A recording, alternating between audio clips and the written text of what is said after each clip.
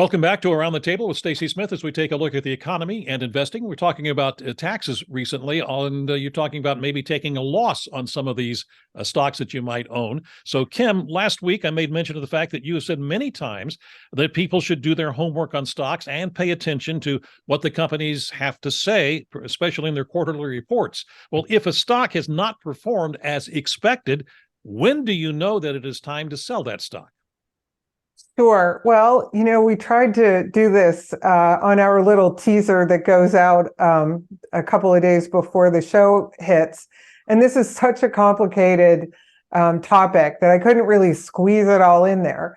But, well, firstly, we have to assume that you've done fundamental analysis on your holdings. And by that, you know what the companies do, you know what they've said that they were going to do, and you kind of keep track, if not on a piece of paper, at least in your head, did the company actually execute on its plan, and has the plan worked to make the company get either more revenue, sales, or if it was designed to do that, did the company report greater earnings?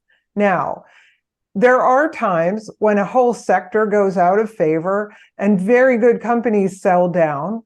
And I don't know that you should get out of them, because if they are performing through those tasks that I just said, that they're returning shareholder value by increasing their revenues and sales more than their competitors, like let's not compare, I don't know, a materials company to Apple or something like that, or God forbid, NVIDIA. You have to compare apples to apples, oranges to oranges. Now, if the company is not performing because of another competitor is taking its sales, it might be time to sell.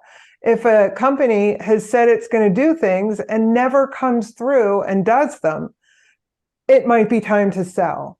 So what you're doing is you're mapping your thesis that the company is able to carry out its goals, and the company does carry out its goals, all things considered. If it's still doing that, maybe it gets to stay in the portfolio, because there's other reasons why the company might be trading down. This is an excellent year to talk about this. We talk about the Magnificent Seven, and it was true that very few stocks drove the indexes. And by that, we mean the S&P 500, the 500 largest companies, and the NASDAQ, and that's generally younger tech companies. NASDAQ, I think this morning is up 39% for the year. That's crazy, maybe 38%, but it's still, a big move. And it's largely because of a handful of companies. So again, you have to look at what you own. If it's not one of those 7 companies, I'm not saying you should ditch it and go and buy that, but you have a reason for that company being in your portfolio. And if those reasons still hold, this is one of the hardest things on earth to do, you're going to stick with it, because that company is going to outperform its peers. And over time, it should, and that's not going to happen, but it should outperform its peers and reward the shareholders holding that stock.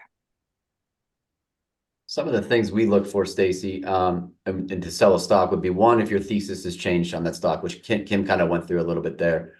Second would be if their economic moat has changed, meaning a competitor has entered the field and completely changed it. I mean, this isn't a recommendation, but look at Zoom, for example.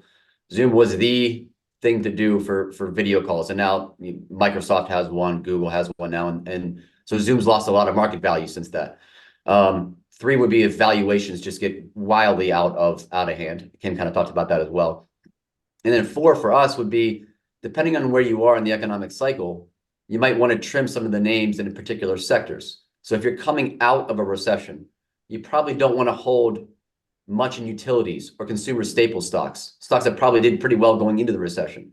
So you want to be kind of cognizant of where your overweights and underweights are to a particular sector if you are trying to benchmark to maybe the S&P 500 or something like that. Those are some of the things that we look at Fregasso. All right, we are out of time. I'd like to hear more on this from Carrie and Frank, maybe in another recording session that we might have. But I also want to thank Carrie and Michael and Kimberly and Frank for joining us for another edition of Around the Table with Stacy Smith. And I hope that you join us for the next time as well. Thanks for joining us this time.